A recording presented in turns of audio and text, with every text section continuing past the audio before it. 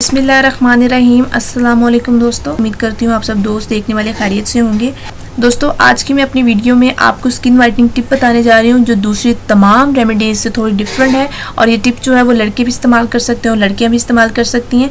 और आज की मेरी वीडियो जो है वो दूसरी तमाम वीडियो से थोड़ी सी चेंज है, क्योंकि आज की वीडियो में जो मैं आपको टिप बताने जा रही हूँ वो सिर्फ लड़कियों के लिए नहीं है, बल्कि उसको बिला झिझक लड़के भी इस्तेमाल कर सकते हैं। लेकिन टॉपिक को स्टार्ट करने से पहले मेरी अब तमाम दोस्तों से एक छोटी सी रिक्वेस्ट है कि अगर अभी तक आपने मेरे चैनल को सब्सक्राइब नहीं किया तो दोस्तों देर मत कीजिए, मेरे चैनल को सब्सक्राइब करें ताकि आपको मेरी हर नई आने वाली वीडियो वक्त पर हासिल हो सके। तो दोस्तों आज की वीडियो में जो रेमेडी है उसको तैयार करने के लिए जो हमें अज्जा चाहिए वो तमाम अज्जा जो है वो नेचुरल है और तमाम अज्जा जो है वो ईजिली आपको घर पर मिल जाएंगे। सबसे पहले आपको आधा आलू चाहिए, उसको आपने उबाल कर अच्छे तरीके से पीस लेना है। उसके बाद आपको चावलों का आटा चाहिए, 1 खाने का चम्मच नींबू चाहिए, आधा नींबू लेकर आपने उसका जूस जो है उसका रस जो है वो निकाल लेना है। तो ताज़ा दूध चाहिए आपको 2 खाने के चम्मच। चावलों का आटा जैसे कि आपको पता है कि हमारी स्किन के लिए बहुत अच्छा रोल प्ले करता है। हमारी स्किन के जो डेड सेल्स होते हैं उनको भी एक्टिव करता है। स्किन में 2 रंगी हमारी स्किन हो जाती है,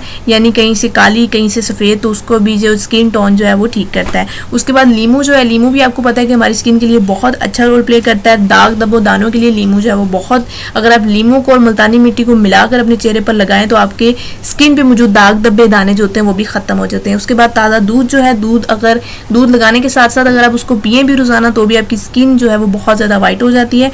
और आलू जो है हमारी फाइन लाइन्स के लिए बहुत अहम रोल प्ले करता है। सबसे पहले आपने क्या करना है, जो आपके पास आलू पिसा हुआ ऑलरेडी मौजूद है उसमें आपने चावल का आटा डालना है, दूध डालना है और नींबू डालना है।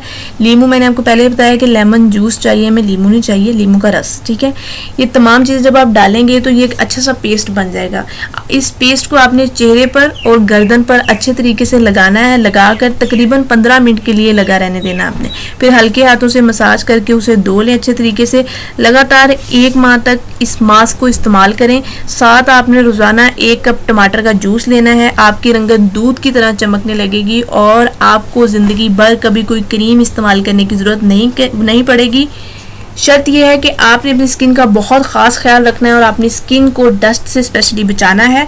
और इसके साथ साथ आपने चेहरे और गर्दन पर रुई की मदद से कच्चा दूध लगाना है और उसके बाद नमक से अपने चेहरे और गर्दन की अच्छी मसाज करनी है। मसाज करने के बाद सादा पानी से चेहरे को धो लेना है। आपके चेहरे में एक चमक आएगी और रंगत भी एक जैसी हो जाएगी। यानी बाज़ औक़ात जिल्द की रंगत मैंने जैसे कि वीडियो के स्टार्ट में बताया कहीं से काली होती है कहीं से सफ़ेद हो जाती है, तो इस मास्क से ना आपकी स्किन की जो स्किन टोन होती है वो भी बिल्कुल इक्वल हो जाएगी।